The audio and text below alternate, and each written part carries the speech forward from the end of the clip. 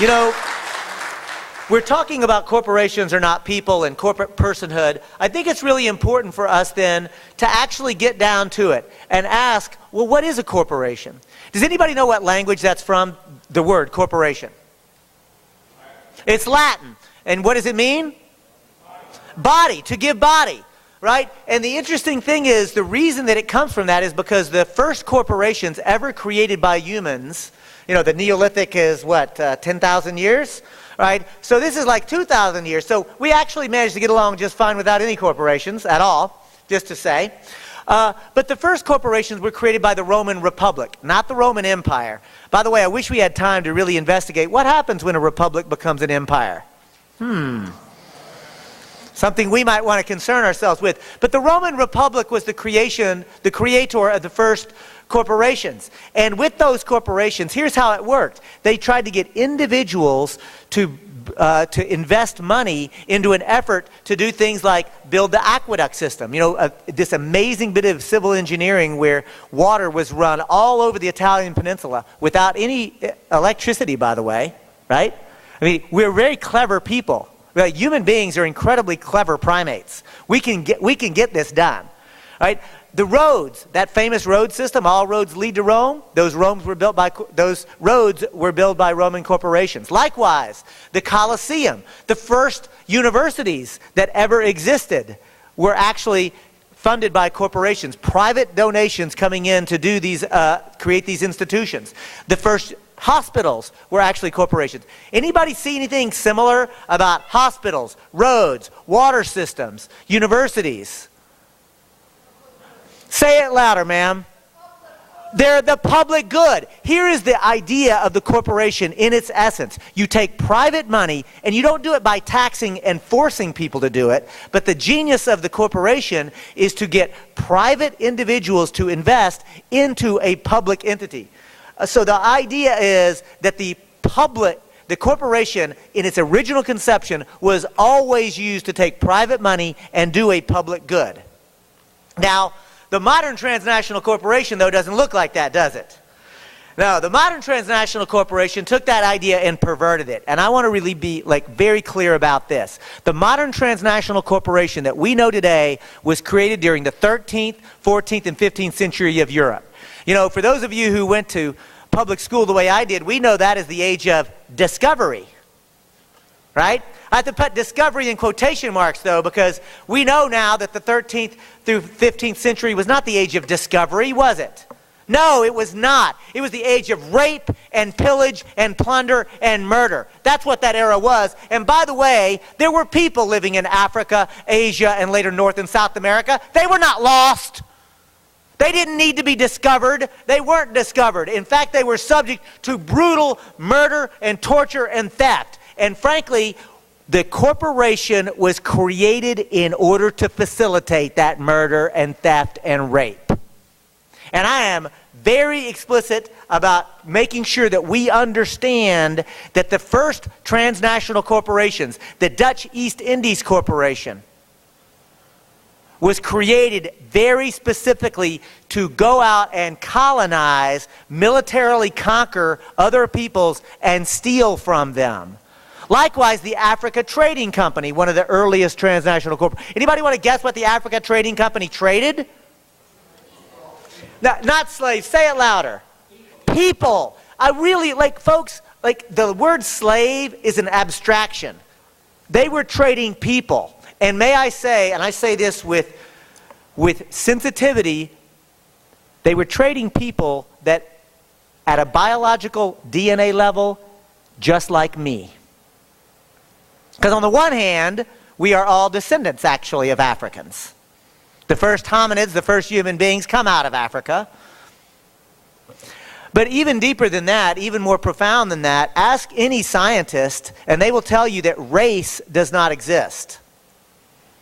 Race is a construct. Well, why is it? But here's something interesting, and this is hard for white people, and I'll own it myself. Hard for me to really wrap my head around. Race doesn't exist, but racism does. Wow, wow, wow. What do I mean by that? Race, like, look, skin color exists, pigment exists, but so does hair. Well, I'm bald, but like for those of you who have hair, look around, you'll see lots of different hair color, right? Lots of different eye color. Like pigments exist and ethnicity exists, but race does not exist in the scientific world. But it exists as a construct because we believe it exists. And here's the amazing thing. It doesn't exist, but because enough of us believe it exists, pow, presto changeo, it exists. And the reason that I underscore this is to ask ourselves, well, how did it come into existence, race? Because slavery had always existed since basic civilization, right? But here's the thing.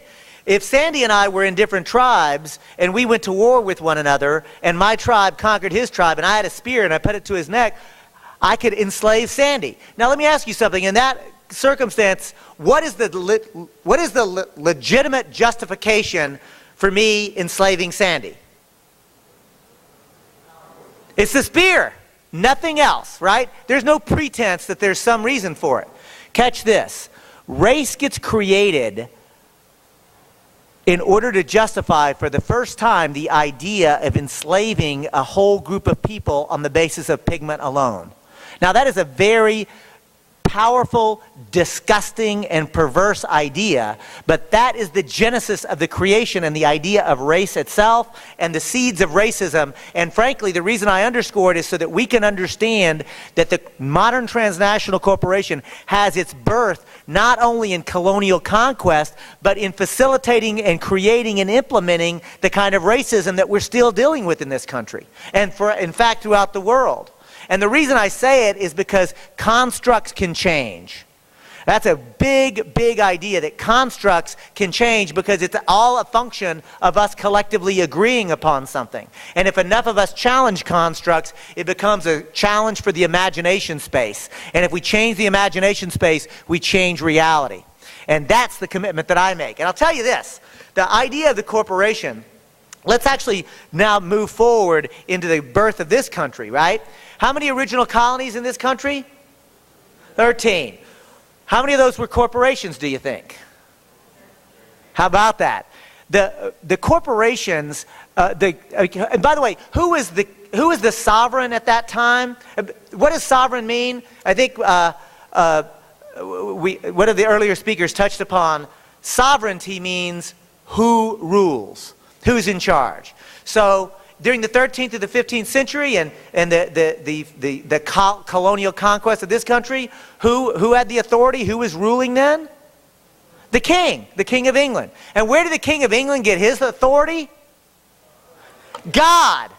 Let me tell you something, folks. You do not get more legitimate if you believe and everybody else agrees with you that your authority to rule comes from God. So here's something that we'll do. Let's do a little thought experiment. This is always fun, at least for me. I'm going to ask you, close your eyes if you will. If you won't close your eyes, at least in your head, just say to yourself, David is the king. And as the king, David Cobb is God's representative on earth, so everything he says must be obeyed. David Cobb is the king, and therefore everything David Cobb says must be obeyed because he is God's representative on earth. David Cobb is the king. Okay, open your eyes. How many of you bought that? I like you, Philip. You're going to go far. Nobody, right? And I could do that mantra all day long, and all you would do is just get annoyed with me. No. Philip was ready. Folks, the reason that no one except for Mayor Stoddard was falling for this was because it's nuts. It's crazy talk, right? I mean, come on. Are you for real? Just because I happen to be born to somebody that God is somehow giving me the authority to make your decisions for you? That's nuts. And yet, 500 years ago, everybody believed it. And if they didn't believe it, they knew to keep their mouth shut. Right? I guess what I'm pointing out is that was a construct too. And today we can't even wrap our heads around it. And yet virtually everybody in Western Europe at the time, throughout all of Europe in fact, both Western and Eastern Europe, everybody believed it. So when people tell me we can't change something because it's the way it is, I say, the hell you say. The degree to which and profound changes that have been made throughout human history are stunning. They are stunning. And so the idea of the king having that kind of power and authority is something that, there's all kinds of political differences that people have, but have you ever met a monarchist in the United States? Like somebody who actually advocates for, I'll tell you what we need to do is reestablish the lineage of the king and the divine right of the king, right? Like nobody, not even the most raving lunatic actually makes that political argument. And yet 500 years ago, everybody believed it was true. Don't tell me we can't make change, right? We know we can. Now, so the king created those 13 colonies as corporations. How? By issuing a charter. And that's very important to understand because the charter basically created, and by the way, it wasn't Massachusetts Commonwealth. The king created the Massachusetts Bay Trading Colony. The king did not create the state of Virginia. The king created the Virginia Company. And Georgia, by the way, was created as a penal corporation. Literally. And by the way, who was brought over to work on that originally? Well, because at the same time of colonial conquest abroad, the aristocracy in Europe were beginning what is now known as the enclosure movement, where people, and follow me here, white people who were indigenous to their own land because they were engaged in hunting, gathering, and horticulture on communally owned forests and savannas, right? Subsisting and producing for themselves. The enclosure movement fenced it up, locked it away, and the ruling elite said, no, this is no longer owned in common. It's now owned by the king or the aristocracy. And those people who once subsisted from horticulture and farming and hunting and gathering on those communally owned lands now had to become wage slaves in a mercantile system. And if they weren't able to get a wage slave job, not work, but just a job, they were subject to being captured, put into prison, and many of them were taken to Georgia to begin working on that penal corporation. Originally, most of the folks working on the plantation of Georgia were actually white. Just a thought, just for us to keep that in mind. Now, and by the way, it's also important that like Massachusetts, that's a construct too, by the way. In other words, it doesn't really exist. I mean, look, the forests existed, the fish that were in the streams existed, the rivers existed, the people who were living there existed, but Massachusetts is just an arbitrary line on a map. That's a construct too. That's the degree to which, and Alan Coburn's comments earlier about our imagination space and what we're thinking about, this is how important it is. What we think ends up influencing what we do. So think about that. So the original 13 colonies were nothing more than corporations, and the king actually said, I will grant the authority to plant, rule, and govern this new area to the governor, who we should really think about, since it's actually the creation is a corporation, that governor is actually a corporate CEO. The CEO that is reporting directly to the king. And by the way, who was the largest, anybody know what percentage of the British Parliament actually owned shares in the East India Corporation at the time of the American Revolution? 100%. Every single member of Parliament actually owned shares in the East India Corporation. So that might suggest to us that there was a reason why the policies and the Navigation Act and the Stamp Act and so forth were creating and perpetuating this monopoly. So let me tell you something. The American Revolution and the Declaration of Independence, you read that document and it's profound. You know, we hold these truths to be self-evident, that all people, should read people, all men are created equal, that they are endowed with life, liberty, the pursuit of happiness. Profound words, but you know what the majority of the Declaration of Independence is? A list of grievances.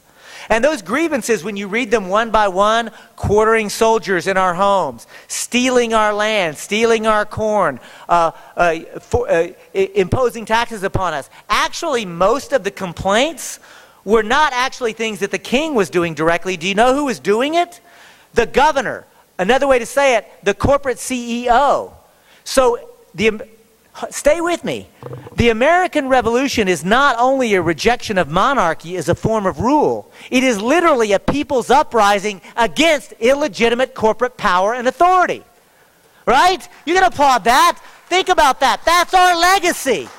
And by the way, when our children when we send school children in elementary school to reenact the Boston Tea Party, I myself was Indian number 3 at Bay Cliff Elementary. Very proud moment. What are our children reenacting? Well, the single most massive example of nonviolent civil disobedience this country had ever seen, to the point of $10 million in today's dollars of property damage, dumping tea not all tea, just the East India Company's tea. And by the way, when some of the folks were trying to steal the tea, others of the revolutionary and the nonviolent civil disobedience activists said, no, we're not thieves, dump that in the harbor. Because this is a political act. We're not stealing, we're in rebellion, and that's different. That's profound. So if the king gets kicked out and is no longer sovereign, then we have to ask, what happens next? I wish we had time to talk about the Articles of Confederation. Steve, could you bring that up? Because the Articles of Confederation, which is the government that was created right afterwards, is profound. But we didn't go to that. Instead, we go to the U.S. Constitution. And I'm going to now, very quickly, and I'll ask, if I boom, y'all can hear me, right? But how about you, sir? Do I need to be right in the microphone for your purposes, or can you hear sufficiently? You can hear, good, because I want to make sure that our friends who are watching us on Access television can watch, because we know that corporate media won't cover this, but people's media like Access will. So thank you for that. So what we're going to do now, folks, very quickly, as a lawyer, any other lawyers in the crowd? Don't be bashful. These are friendly people. So grade my papers and see if I get this about right, because remember that the U.S. Constitution is what creates this country. It's our charter. It's what we're taught in law school, the supreme law of the land. So if we're going to really be serious about a legal system, we need to look at the Constitution and the framework for it. So I'm going to actually give us a quick primer reminding us about how the U.S. Constitution is supposed to operate. How many people besides the lawyers have read the Constitution in the last year or so? Nice? All right, so lots of other people. Y'all grade my papers and see if I get this more or less right. Because I say that there are basically two actors in this constitutional framework. The first actor starts. It's the first 3 words of the Constitution. All right, I like that. We got we the people. Uh-oh. I might run out of ink. Kathy, could we get another? They're in the back. So is this for you, just to make sure you got it?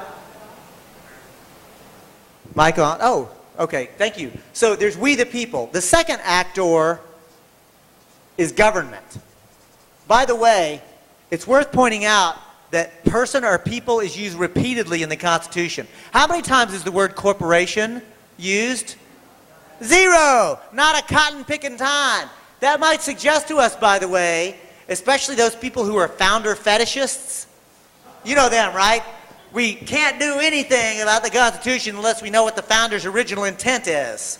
Well, it might suggest to us that the founders did not intend at all for the corporation. You can just put that there. You did not intend for the corporation to play any meaningful role in the body politic.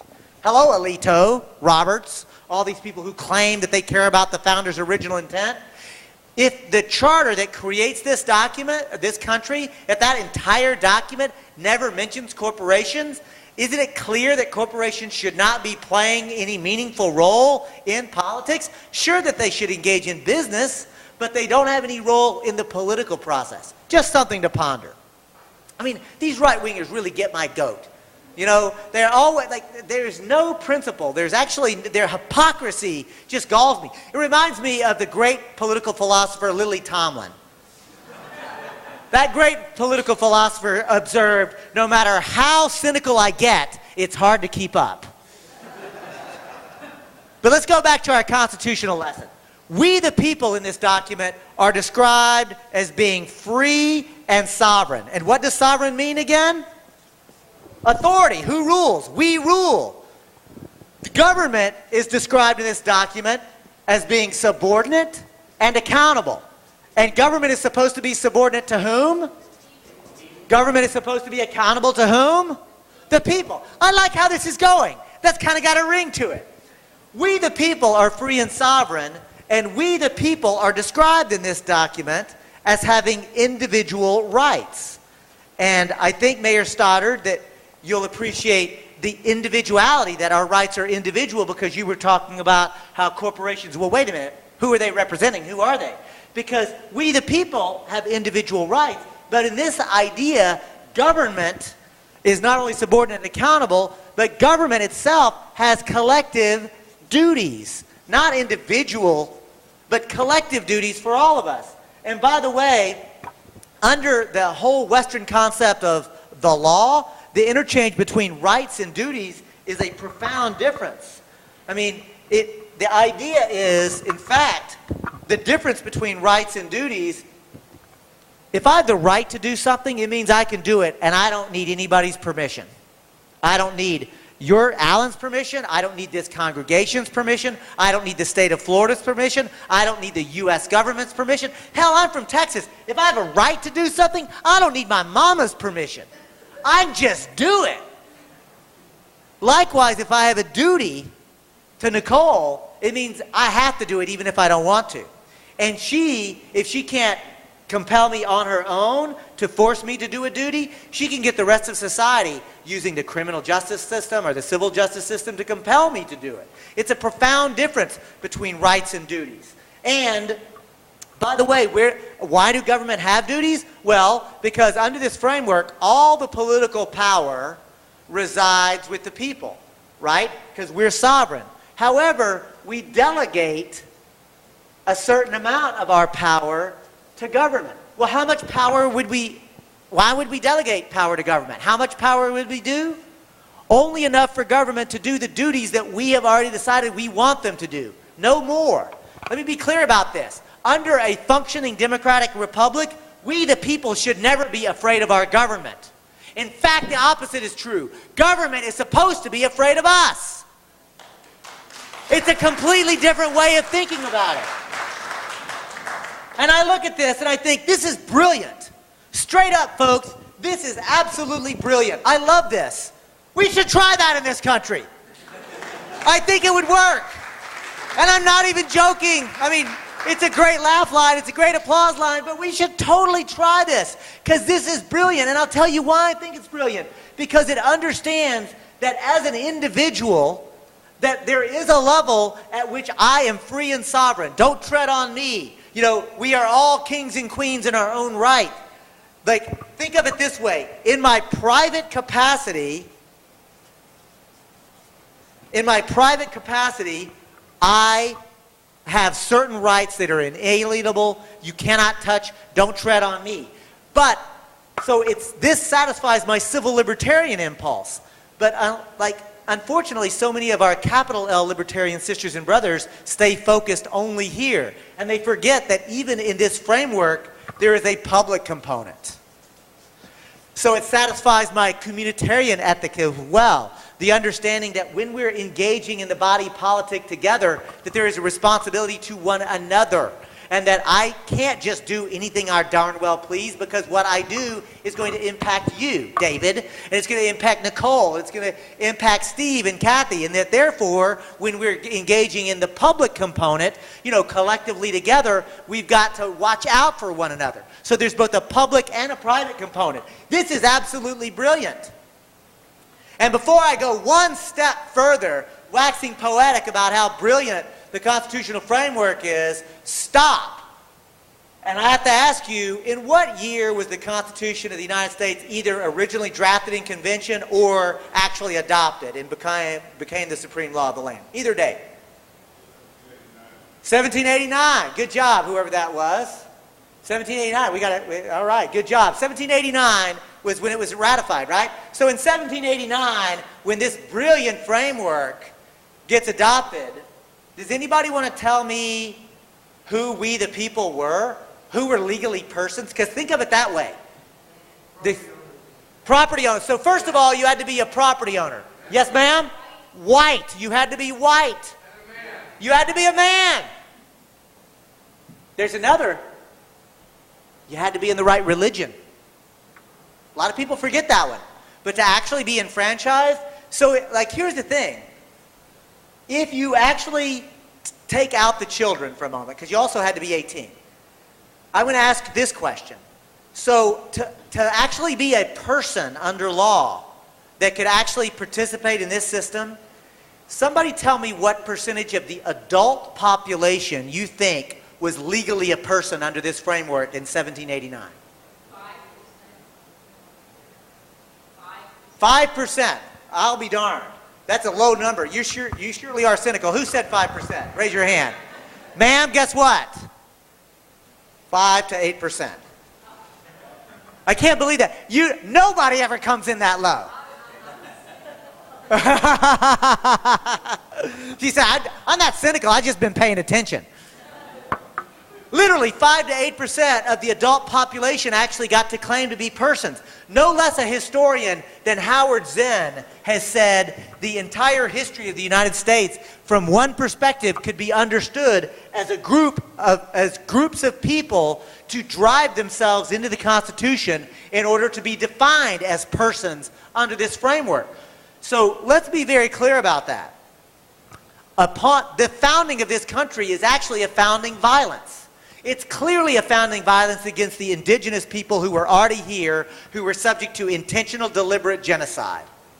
It is also a founding violence against those Africans who were brought at the edge of a knife or at the barrel of a gun, who were brought in chains, and the ones who built most of the infrastructure of this country. It's also a founding violence against women who were not legally persons. By the way, women were not persons, right? They were basically property.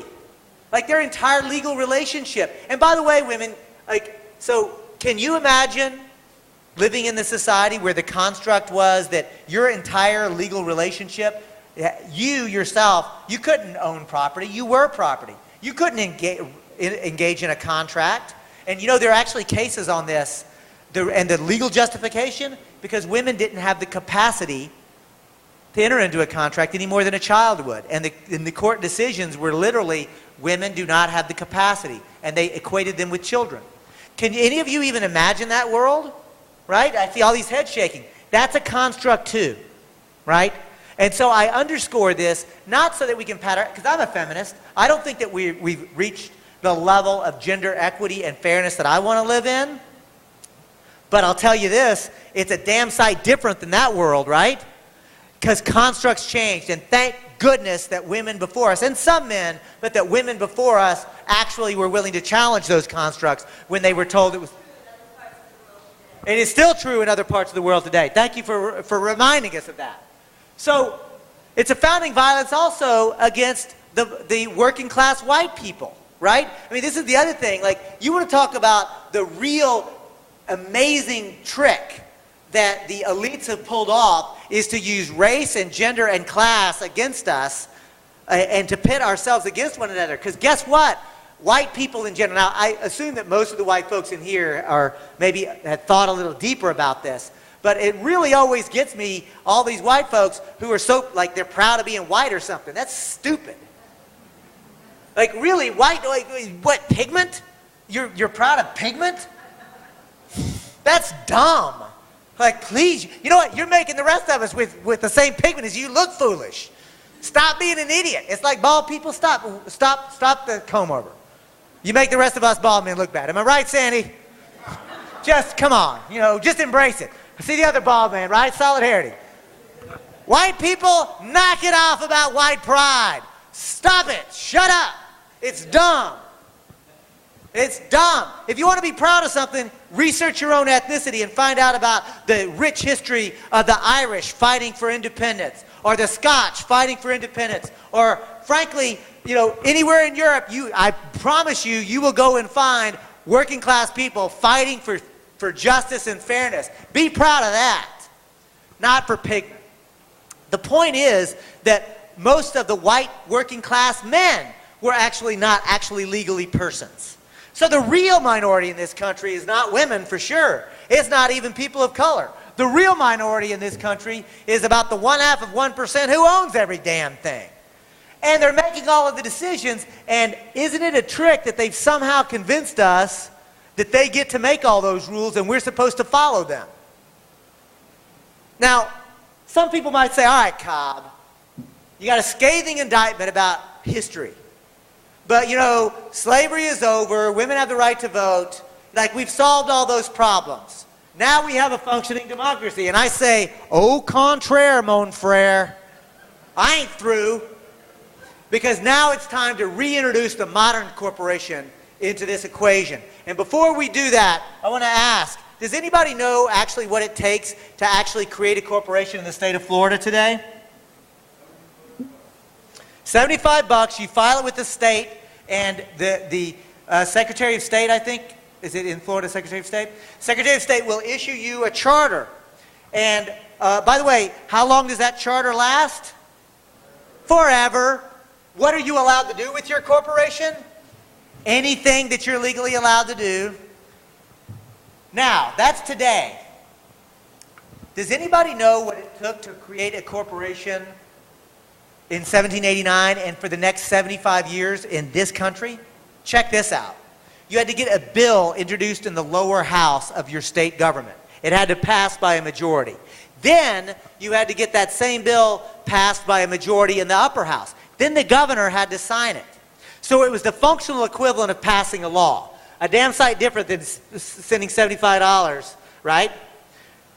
Now, through that process, you had to prove, not just say, you had to prove that there was an existing public need that was not being met by existing governmental services or by existing private business, and that your corporation, if you were granted the privilege, not the right, but the privilege of incorporating, that you would satisfy that public need. And you had to pledge to always act in the public interest.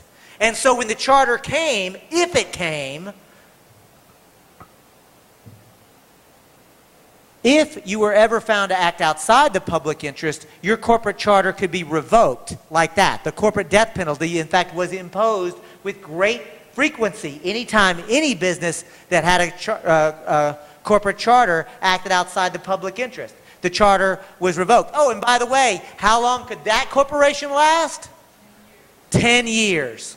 And then, if you wanted another charter, you had to go through the whole process all over again. Now, let me tell you something. That is holding the corporation as an institution under check. That is what it would look like if we actually were going to have democratic control over the economics and the institutions of this country. And I want to be clear, I'm not saying this was the land of milk and honey for workers or women or people of color. I just point out that the corporation was tightly controlled. That's because the ruling elite used patriarchy and slavery and racism. They had other ways that they were actually extracting wealth. But what I'm pointing out is it is possible to imagine a society where corporations exist and are allowed to do business, but they are not allowed to hijack our government. And that's actually the role that the corporation played. This is not David Cobb's wishful thinking. This is not just the Green Party's platform, which it is. But this is our own history. Our history comes from not only a revolutionary history to oppose the monarchy, not only a people's uprising, but also our history includes a time period where the corporation was very tightly controlled.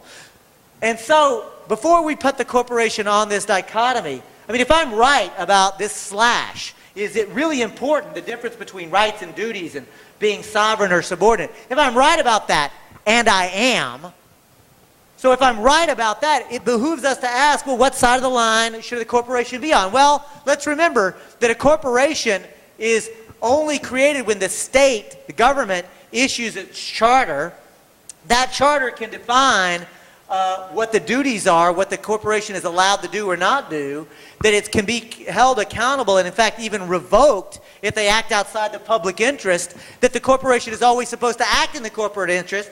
Can we all agree, by the way, then, under that circumstance, that the corporation really has to be on this side of the line, right? If we're going to have a functioning, thank you, Alan, if we're going to have it, so when the Supreme Court says no, a corporation is actually a person with rights, it perverts the entire constitutional framework. It makes it impossible for we the people to actually have a functioning democratic republic. Folks, corporate personhood is not just a legal doctrine or an idea. It's not just a theory. It is the linchpin by which the ruling elite have hijacked our government and are turning our government against us. And then, anytime we try to exercise democratic control over these, the most powerful institutions the world has ever seen, corporate lawyers go into court and overturn the law. That's what it means. So frankly, I don't care what issue you care about. If you want to end war as foreign policy, if you want to see that every child has enough to eat, if you want to have clean air or clean water, if you care about workers' protection laws, every single one of those issues underneath it is impacted by and buttressed by the idea of corporations claiming constitutional rights. And I'm so glad that all of the groups that are supporting this, and by the way, can I just say how it warms my heart when I see progressive Democrats of all these different organizations and Green Party folks and election integrity people all working together. Give yourselves a round of applause for working together. Way to go. Way to go, Florida. So what I'm getting at is this, man. When corporations can claim that they are persons with constitutional rights, it means that we, the people, don't have the ability to create the society that we want. We have lost even the semblance of a democracy. We don't have a democratic republic. So when Move to Amend comes forward, now I'll be clear, I've been working on this for about 10, 15 years. Some of you who know me for a while know that some of this might actually sound familiar to you, some other things that I've done. But, you know, when I saw the case bubbling up the way that Nicole talked about, when David Swanson said, oh yeah, there's a response, that's because me and about 10 people said, oh my gosh, this is great. Why? Because I agree with Howard Zinn. Just before he died, Howard Zinn commented on Citizens United. And here's what he said. You know, liberals go apoplectic because they think, oh no, this is terrible. The rich and the ruling elite are using the legal system to capture our government. But Howard Zinn said, the reality is the ruling elite have always used the legal system. And they've always bought and paid for our elections. Howard Zinn said, actually, I think it's good that the Supreme Court has made explicit what was already happening. I'll say it another way. I welcome the clarity. Because this provides us with one of those real opportunities to say, which side are you on? You know, there's no, like, you are either for corporate personhood or against it, right? You can't be, like, and at the end of the day, this is what we need. And it moved to amend when by the way, the Supreme Court in Citizens United, catch this, they said that the McCain-Feingold campaign finance laws, they were anemic to begin with, right? Does anybody think that we had truly fair and publicly financed elections before in 2008? Anybody know how many $1 billion was spent in 2008 on federal elections alone? $5 billion. And the court said, oh my gosh, that's terrible. We're treating corporations, and I quote, like an oppressed minority. War is peace. Ignorance is strength. Right? That's 1984 stuff. I mean, like, that's crazy talk. That's lunacy. Corporations are oppressed minorities. That's outrageous. That's lunacy. That's crazy. And that's the reasoning that they used to overturn those to overturn that campaign finance law. But I want to be clear. At Move to Amend and the Green Party and Progressive Democrats of America and the Independent Progressive Politics Network and Democracy Unlimited and the 90,000 people who have joined this movement, We're not just saying we need corporate money out of elections. Yes, we need corporate money out of elections. But we need to abolish forever the idea that corporations can overturn any laws. Right? They do not have the legitimate authority to go into court and overturn our democratically enacted laws. What helps us is to say, what's the plan of action? And why I'm so proud that Move to Amend has a very concrete action. Amend the Constitution. And you can help that right now simply by calling talk radio tomorrow and talking about corporate personhood and how outrageous it is. You can write a letter to the editor to your corporate newspaper right now. You can start going to candidate forums and ask the question, do you believe a corporation is a person with constitutional rights? My follow-up question, would you support a constitutional amendment to abolish the doctrine of corporate personhood? The fifth thing that you can do is run for office yourself. The sixth thing that you can do is start to support other candidates. In other words, we got to start acting like a movement, right? You know, and movements movements use all the tools in the toolbox. Nonviolent civil disobedience is one of them. You know, when I ran for president, my joke was I ran for president on my arrest record. I'm proud I've been to jail for justice. And real quick question, how many of you have been to jail for justice? All right, I see several hands go up. Y'all, is this true or not? Does that feel good? Right? Does it feel good? And going up to it the first time you did it, be honest, were you scared? Let me ask you this now. Are you willing to do it again? Yes. Man, I'm telling you, those of you who didn't raise your hands, look for the opportunity to engage in profound nonviolent civil disobedience. Your chest will poke out, your chin will go up, your shoulder will be back, and you will be a formidable citizen. Thank you so much for coming out. I'm David Cobb. Move to amend.org. Peace. Thank you. Thank you so much.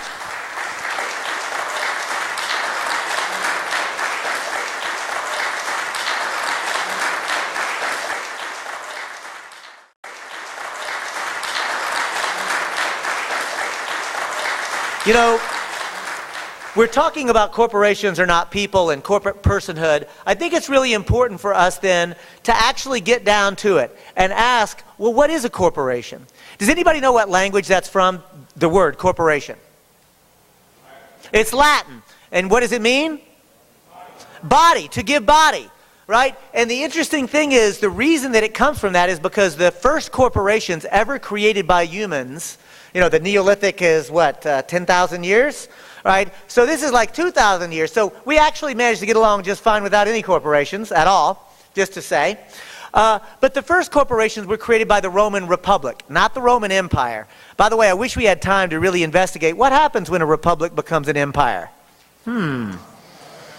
Something we might want to concern ourselves with. But the Roman Republic was the creator of the first corporations. And with those corporations, here's how it worked. They tried to get individuals to invest money into an effort to do things like build the aqueduct system. You know, this amazing bit of civil engineering where water was run all over the Italian peninsula without any electricity, by the way, we know today was created during the 13th, 14th, and 15th century of Europe. You know, for those of you who went to public school the way I did, we know that is the age of discovery, right? I have to put discovery in quotation marks, though, because we know now that the 13th through 15th century was not the age of discovery, was it? No, it was not. It was the age of rape and pillage and plunder and murder. That's what that era was. And by the way, there were people living in Africa, Asia, and later North and South America. They were not lost. They didn't need to be discovered. They weren't discovered. In fact, they were subject to brutal murder and torture and theft. And frankly, the corporation was created in order to facilitate that murder and theft and rape. And I am very explicit about making sure that we understand that the first transnational corporations, the Dutch East Indies Corporation, was created very specifically to go out and colonize, militarily conquer other peoples and steal from them.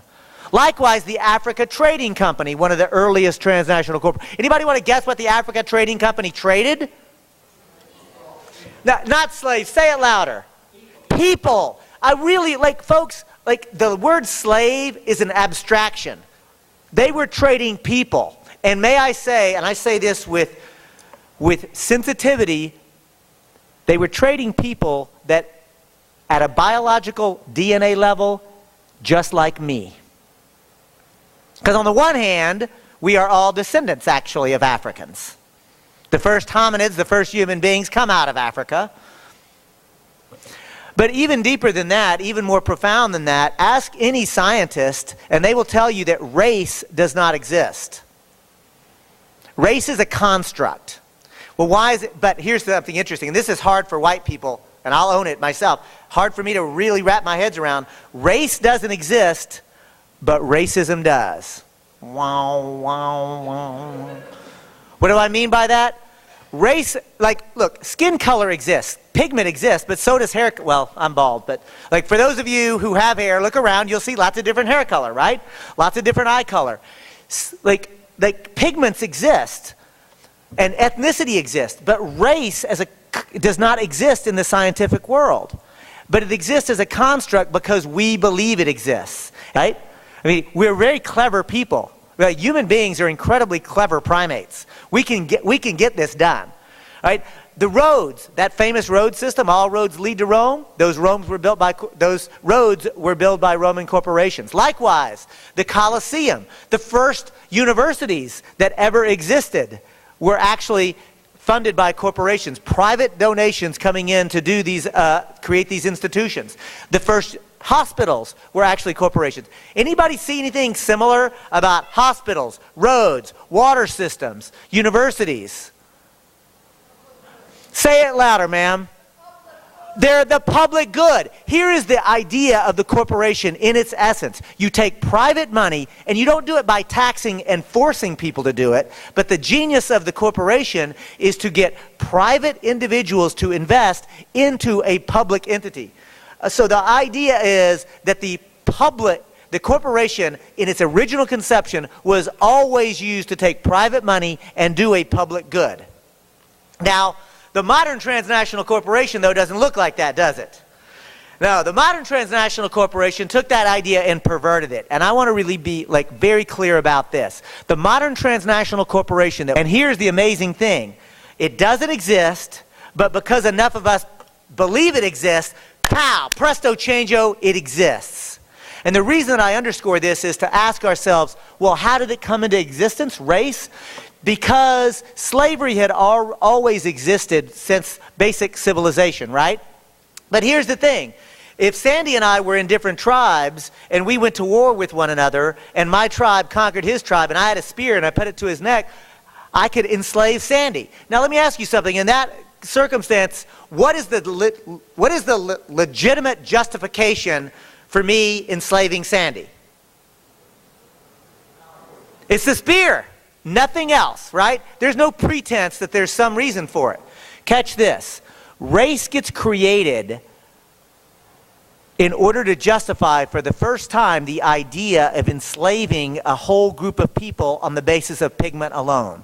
Now that is a very powerful, disgusting, and perverse idea, but that is the genesis of the creation and the idea of race itself and the seeds of racism. And frankly, the reason I underscore it is so that we can understand that the modern transnational corporation has its birth not